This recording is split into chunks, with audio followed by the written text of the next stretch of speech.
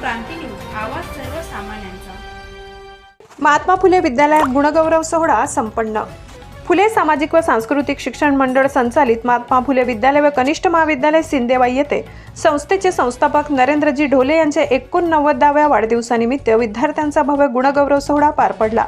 या कार्यक्रमाचे अध्यक्षस्थान माननीय पारिजातजी ढोले यांनी भूषविले, तर प्रमुख अतिथी म्हणून मान योगेंद्रजी जयस्वाल, अरविंद सोनवणे, युवराज बोरकर, मुख्याध्यापक दिनकर उईके, जितेंद्र बोबाटे आदी मान्यवर उपस्थित होते।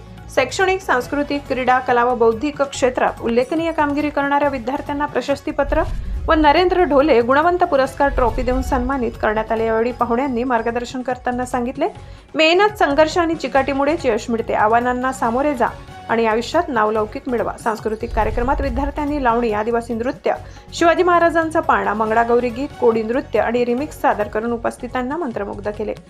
कार्यक्रमाच्या यशस्वीतेसाठी शिक्षक, शिक्षकेतर कर्मचारी, पालक वर्ग यांचे मोलाचे सहकार्य लाभले। मोठ्या संख्येने पालक, विद्यार्थी उपस्थित राहिल्याने हा सोहळा भव्य, दिव्य आणि अविस्मरणीय ठरला।